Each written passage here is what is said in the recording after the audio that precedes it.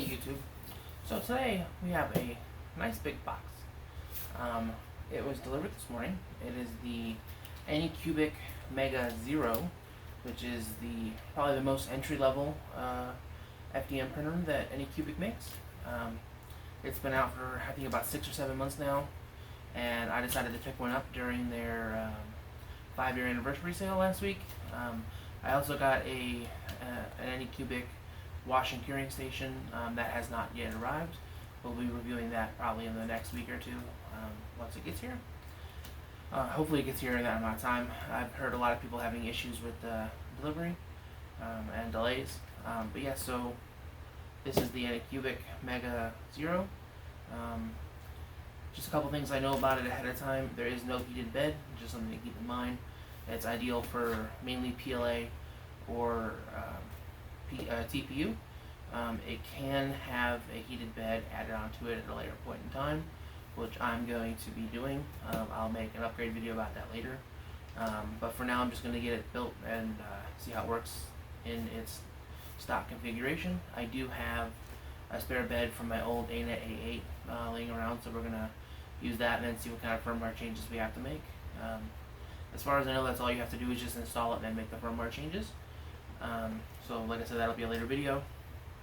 And other than that, it seems like a pretty solid, probably comparable to like the Ender series, like Ender 3. And at I believe it was $39 with their sale. There was just no way I could pass it up. Especially since I do know how to do those upgrades, so I don't mind that much that it didn't come with it. So we're going to go ahead and take a look at it. I'm going to do an unboxing. I'm just going to set the box on the floor, and we're going to pull out and just put it on the table and see exactly what's in the box. I did already open it up just to make sure. It does seem like it's pretty thoroughly packaged. It's in a bag with foam. It seems like everything's in place and nice and firm. So like I said, I'm going to go ahead and set the box on the floor, and then we're going to start pulling the stuff out and see exactly what comes in the package. Definitely on the heavy side.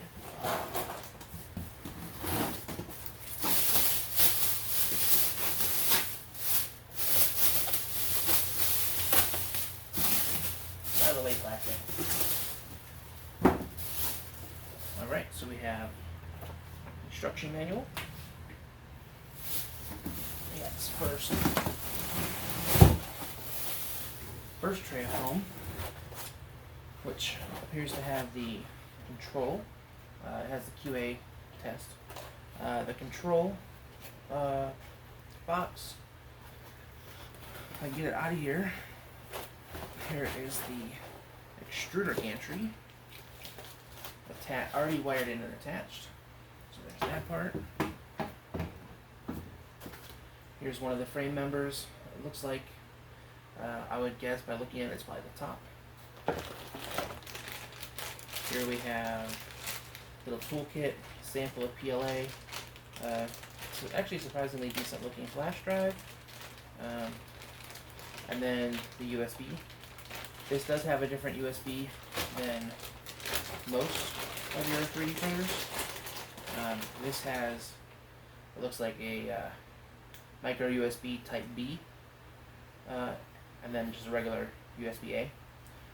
Should still work just the same, just something worth noting. We'll go through the tools a little bit more later during assembly. It also came with a micro SD. Here is the extruder.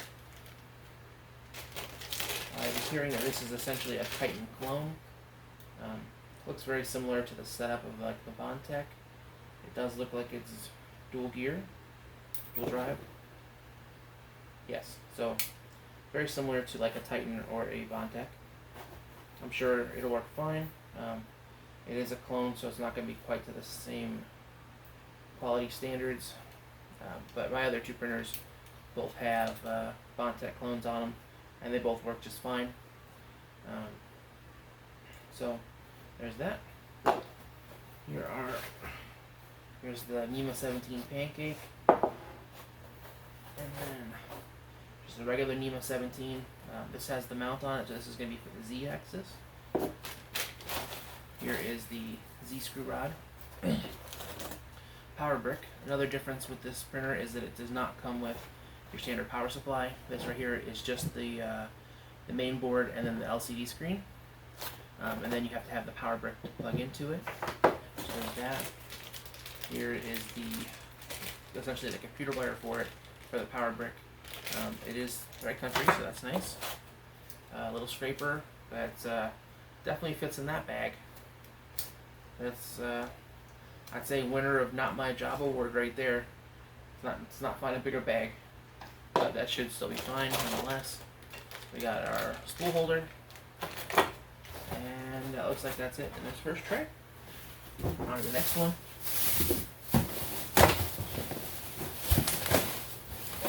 Fight. Let go, bag.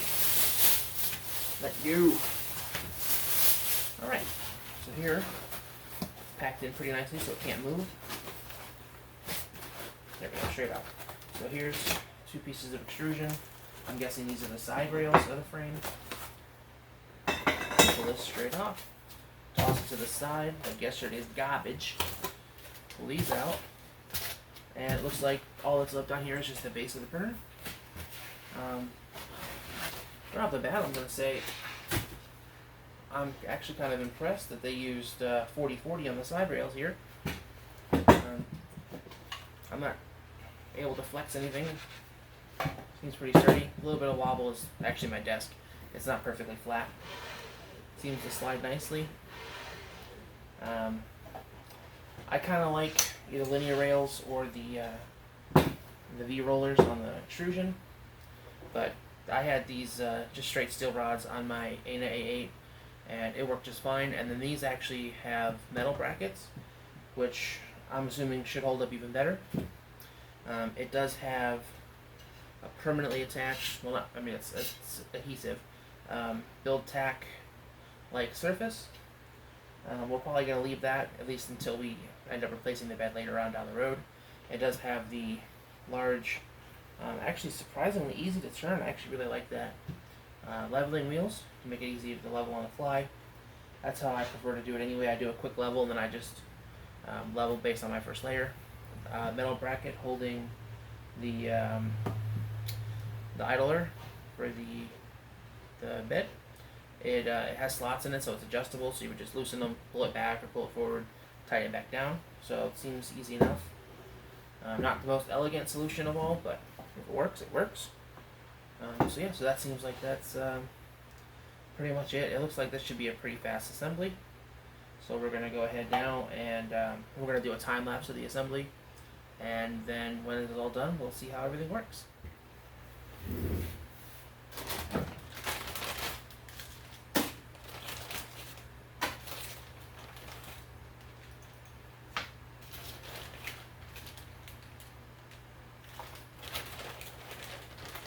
Alright, so going through the tool bag, we have, as I mentioned, if I can get to it, this USB drive. It looks like it's actually it's not a flash drive, it's actually an adapter. So it came with one micro SD card. That slides here in the back, and then if you have a full-size SD card, it looks like that would slide into the side. So that's kind of cool. A little bit nicer actually. This is the one that came with my Troxy printers, and it kind of likes to pop apart. If you bump it wrong, it kind of just falls apart. This feels like, it's actually might stay together. So that's nice. See, we have a few Allen keys. We have a pair of flush cutters. Seem nice enough. These are all pretty cheap, but they work. Always nice to have an extra pair.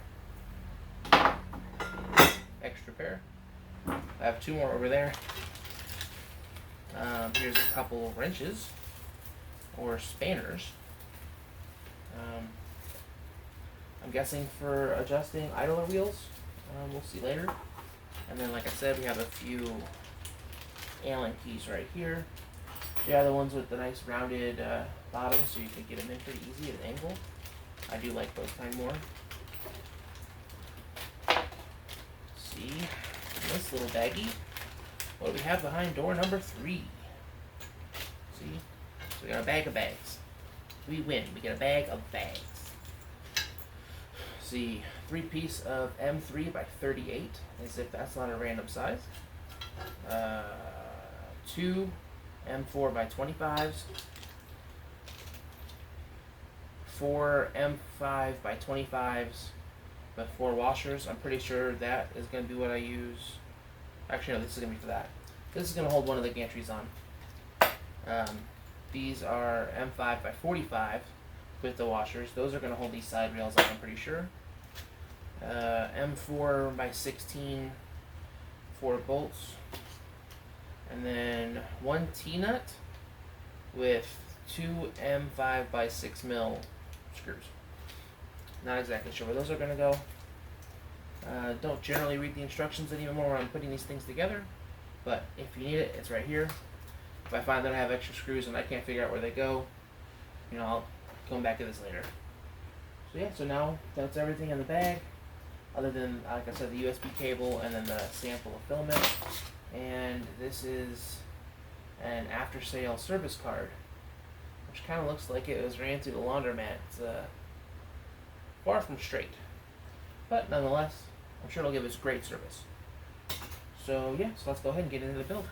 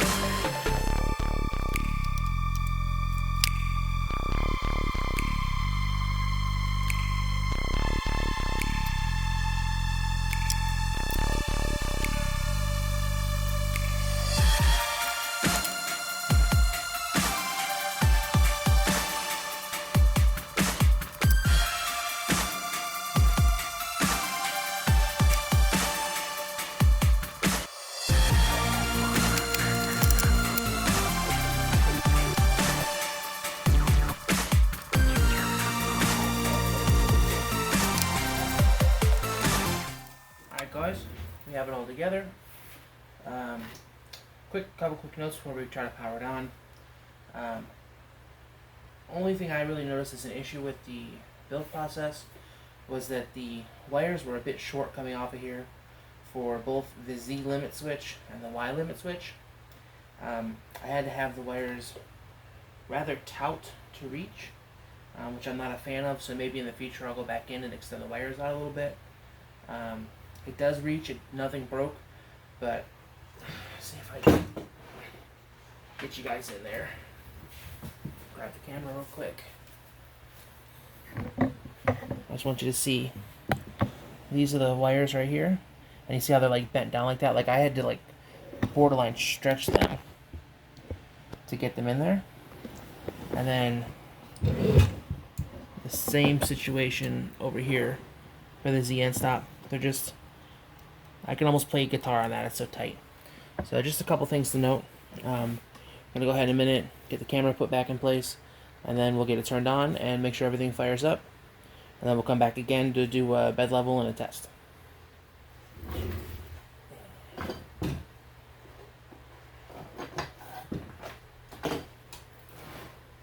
Alright guys, so the moment of truth. First, we have to do the peel. And then hit the power switch. The LCD screen did immediately light up, so that's a good sign. there's a noticeable hum, which I'm assuming is the fan to cool down the main board. Never mind, it's the fan actually to cool down the hot end. I'm not even sure if there is a fan there, to be honest. It might just be passively cooled. Have to check that out later. But the screen does work. I'll grab you and bring you in a little closer just so you can see, because it is at a weird angle.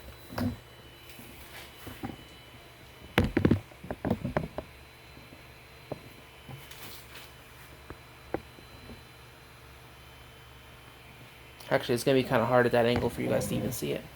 I'll just come right over top of it with the camera. So, yeah, there's just regular rotation style button. You could press on it. I'm assuming that the temperature controls will be in prepare. I'm not going to home it yet. I just want to make sure everything heats up.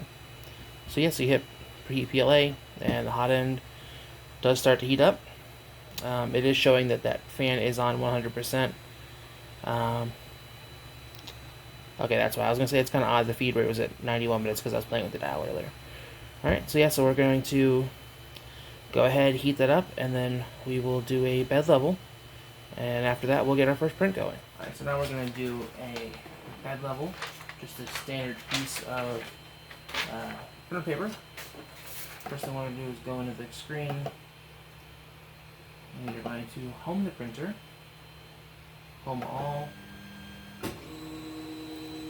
make sure everything works. I probably should have tested that first. Alright, that's good. That's good. And now it's coming down. Mind you, the hot end is fully heated right now, so anytime you do a bed level, you're going to be pretty close to the hot end, so you want to make sure that you just watch out for that hot end right there. 190 degrees Celsius will definitely burn you. That right there is actually from the hot end of my other printer, so I know. I do just notice there's a little bit of white filament hanging out, which is nice because that means that they tested the hot end before shipment. So it's good to know there was a little bit of quality control there. Everything seems to be working great, but it's definitely a bit slow on the descend there. But very smooth. I feel a little bit of vibration, but nothing crazy. Nothing that I think would resonate too much in the prints. It's mostly the fan, I think. Alright. See, I think I read that there was a... Yes, so there's a command that's actually called level corners. So you can go ahead and do it that way. I do generally prefer just to disable and then move it around, but just to see how it works, we'll go ahead and do that. So that goes to the first corner. Since there is no heated bed, we're going to want to get a little bit more squish than we would on any other heated bed platform. So generally you want there to be just an ever so slight tug. I'm going to go just a little bit lower on this one. And then these big wheels are labeled, so you know which direction they're going.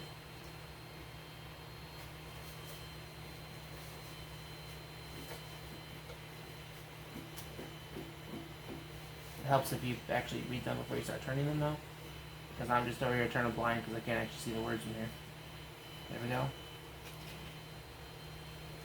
So right there, that's just a little bit more tension than I would normally want. So I think that'll be good for this computer, this printer. Go to the next corner, and we'll repeat. Actually, read it this time. Go that direction to go up. Counterclockwise goes up.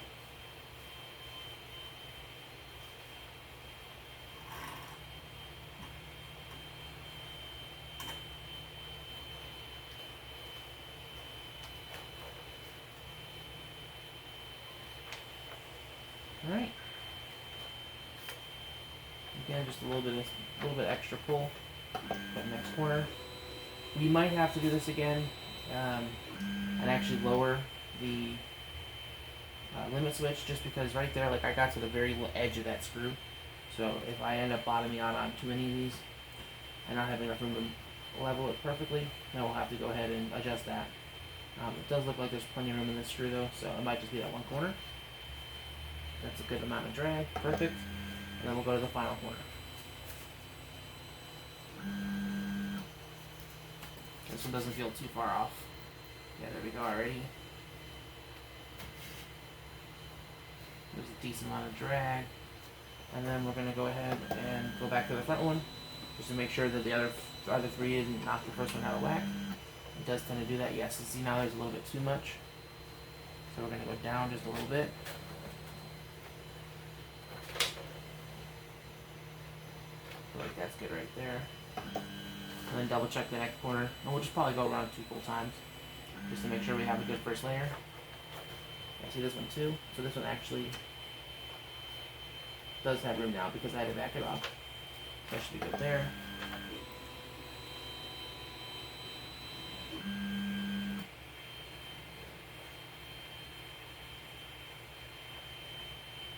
Yeah, that one's not even 1/8 of a turn adjustment, so this last one will probably still be pretty close. Yep, that feels good right where it is. So we're going to go back to prepare, control, prepare, sorry. And we're going to home it again, just so it's not just sitting over the printer bed, because it will burn a hole right into there. Alright, so now we have a decent first level. We're going to level again on the fly once we start printing. So next step will be to load in some filament, make sure that that whole system works well, and then we will get the test G-code sliced, or printed. Sorry. So we have the filament loaded. I did purge a little bit out, everything seems fine. I just inserted the SD card, and we're going to go ahead, go to the control panel, scroll to the bottom. I had to initiate the SD card. Now we're going to go to print from SD card. I'm not exactly sure what wind nozzle is. It's one of the pre-sliced ones. I am familiar with the owl. It's a very popular one that Anycubic uses as a test sample. So we're going to go ahead and print that one. Alright, cool. So you just press it and you go ahead and get started. While this is starting, I just want to give a shout out to Teaching Tech. Not exactly sure where it's going, but we'll see what happens here. He just did a lot of work and just posted a video about it. He created a website to help you dial in your printer. It's got a bunch of different built-in G-code generators that are really cool. So after we get the test print done, that's actually going to be one of the first things I do on this printer. Especially since it doesn't have the heated bed, it's going to need as much help as it can get. So yeah, I just wanted to give a shout out to him. I'll post a link to the video in the description that he had for that. If you want to go ahead and give his video a watch. I really appreciated the work that he put into that. So I just wanted to go ahead and call it out. As you can see, so far so good on the OWL test print. It is definitely significantly louder with these stepper drivers than my other printers, but so far it seems to be working very well. Excited to see the end result. You may notice that I did not put any hairspray or glue stick or tape or anything down. This is just a straight I'm assuming PEI Build-Tack-like material with nothing, no added adhesives or anything. I wanted to give it the hardest test of adhesion, seeing as how it doesn't have the heated bed. And so far I'm pretty impressed with the results. So yeah. Just go ahead and let this finish up, and we'll see how it looks when it's done.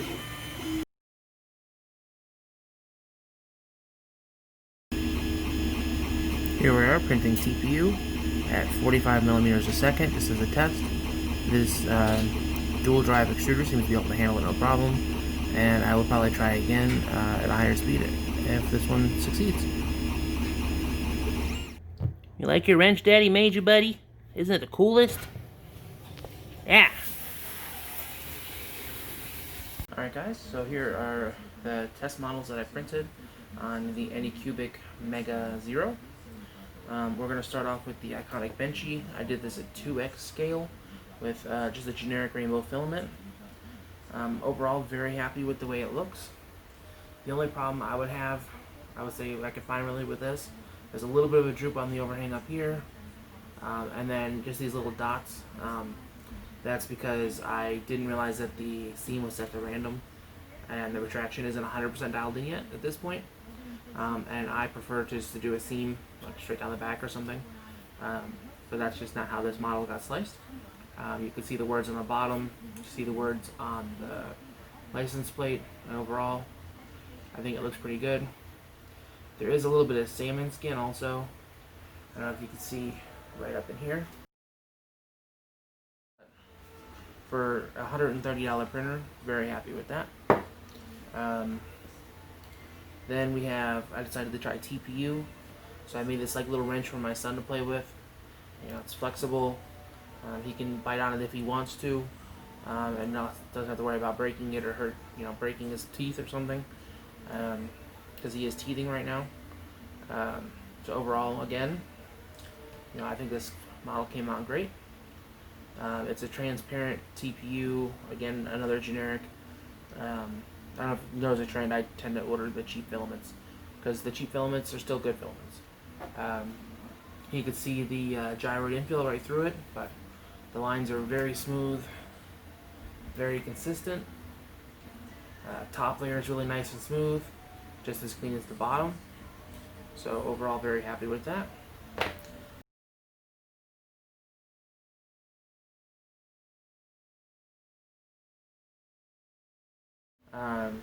Let's see, going to the stringing test. So here was the first one.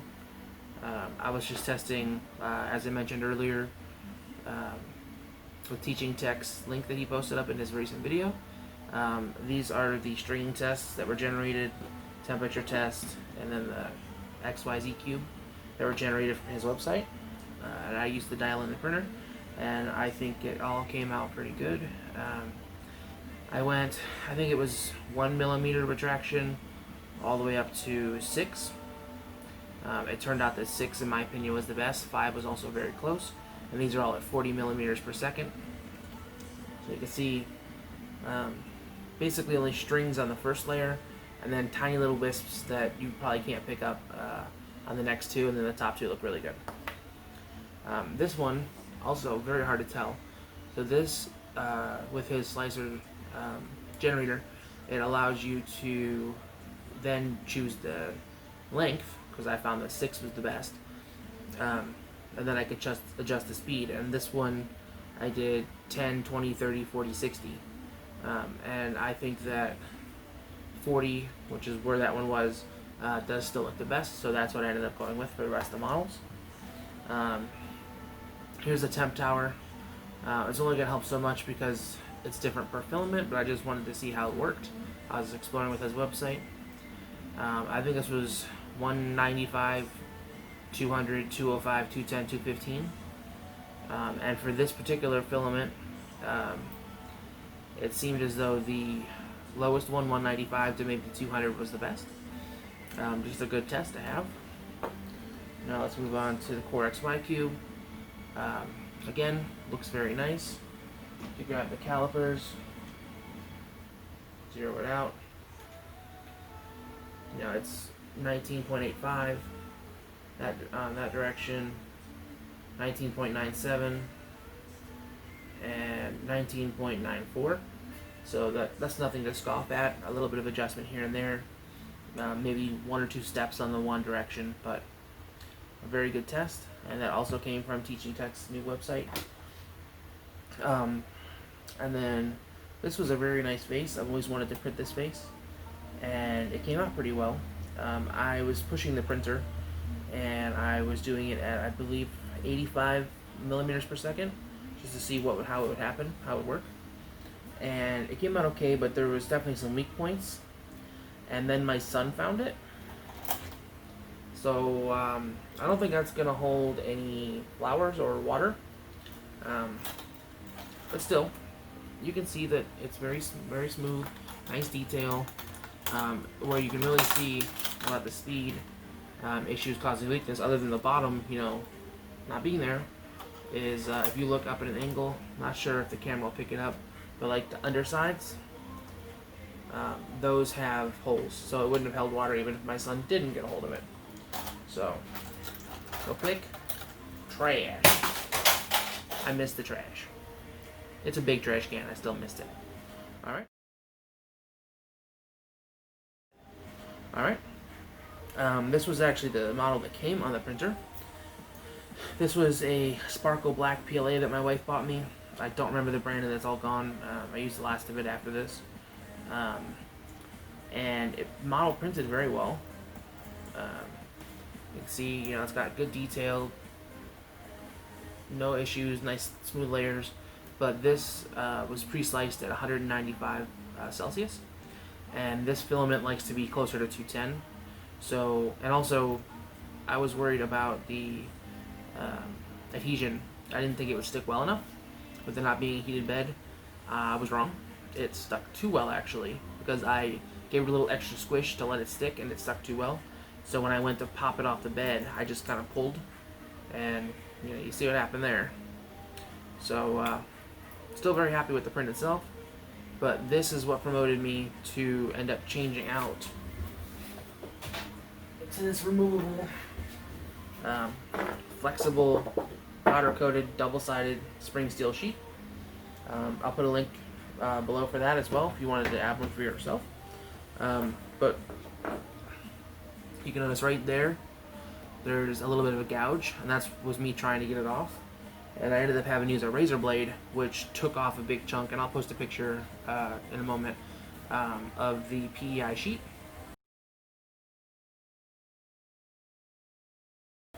So that was a no-go. So, trash. Look, I made it that time. Yeah. This one was interesting.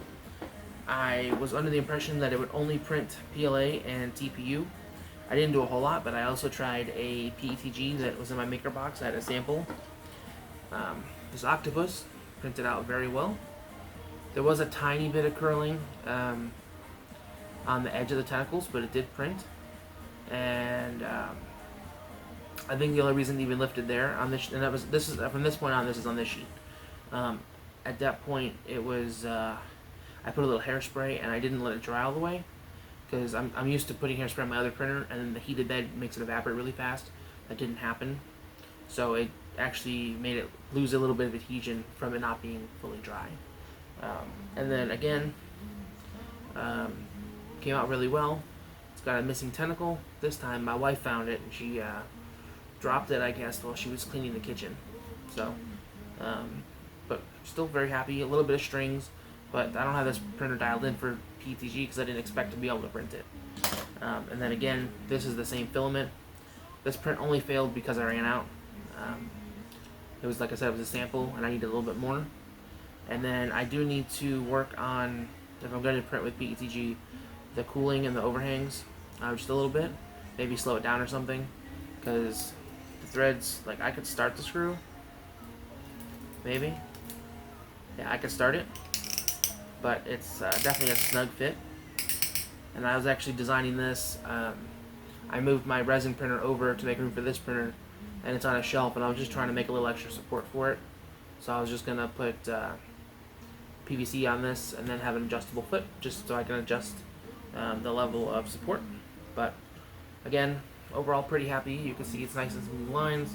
A little bit of issues on the threads, but you can see like the texture there, so you can tell the textured build plate. Like, you can definitely see that's the same texture. So if you don't like texture on the bottom of your prints, if that's something that's important to you, maybe look at another option. I really like my Wham Bam. The Ariel one makes a really good one as well.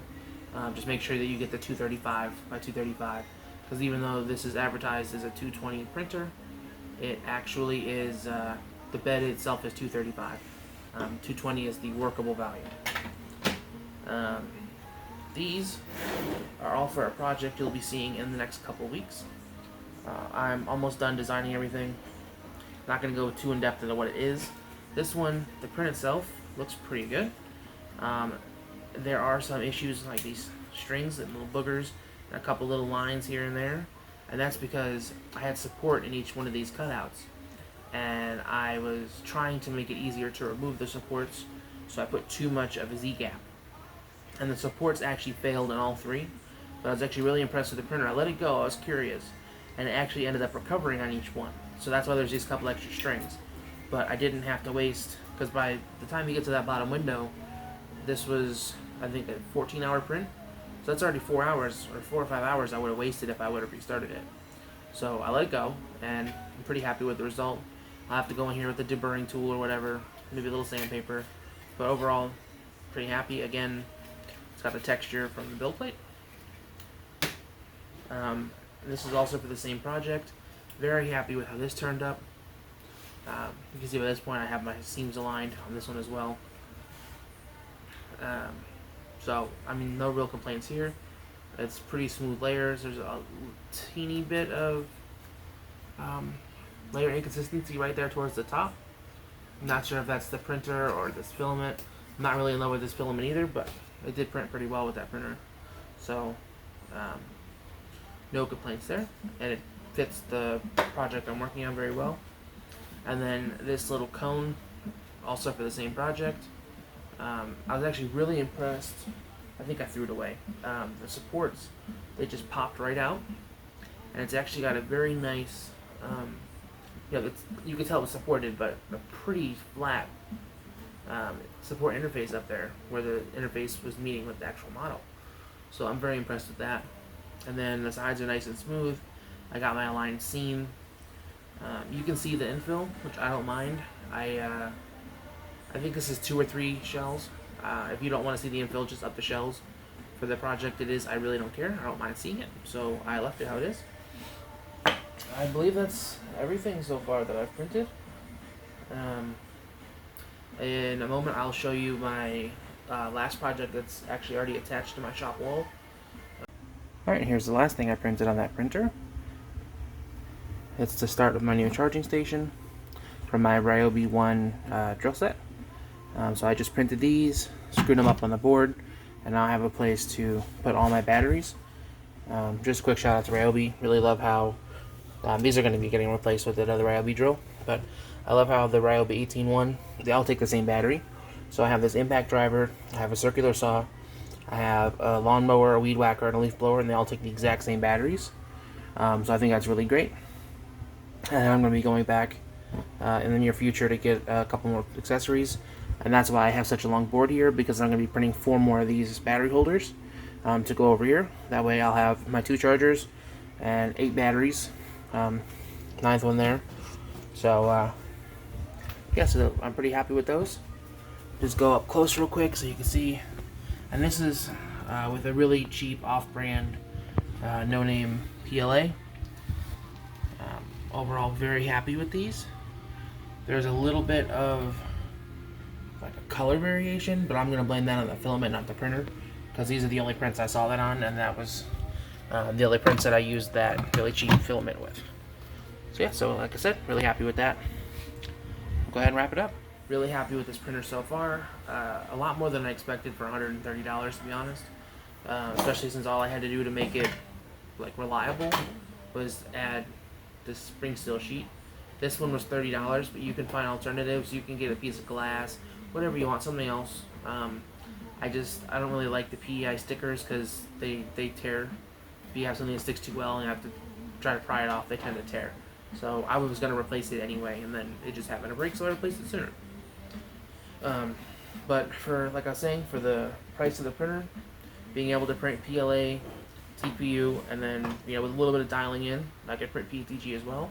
I'm pretty happy with that. I already talked about the tension on the wires for the limit switches, and that's really the only other negative critique I have for this printer. Obviously, it's not $1,000 or $10,000 printer. There are better printers out there, but for $130, it'd be pretty hard to find anything better. So definitely happy with the purchase. This was purchased with my own money. It was not sent to me by Anycubic. I did not get a discount from Anycubic, and they did not sponsor this video. So yeah, I think that's about it about this printer. I would definitely recommend it. It was very easy to assemble. As you saw earlier, it probably took me about 20 minutes, just because I was trying to make sure I had everything all squared up. I did break down and end up using the instructions, but they were there, they were helpful. So no complaints there. So I think that's all for this. I really hope you enjoyed. I would like to see what you guys like to see for the future, so make sure you leave a comment down below. And before you go, make sure you go right down there and hit that subscribe button. And if you like, there's a little bell next to it, and it helps to let you guys know every time I post a new video. So I'd really appreciate that, and nothing more would help grow this channel than to have you guys subscribe, and also give me your feedback. That's possibly even more important, because I want to know exactly what you guys like to see, so I can keep building and making it better. And quite frankly, just like writer's block, or even artists have dry spells. I don't always have great ideas for videos, so if there's anything you guys want to see, just put it down there, and I'll definitely do my best to have it in an upcoming video. So thank you guys. I really hope you enjoyed what the chef had for you today. Alright, y'all have a great day and stay safe out there.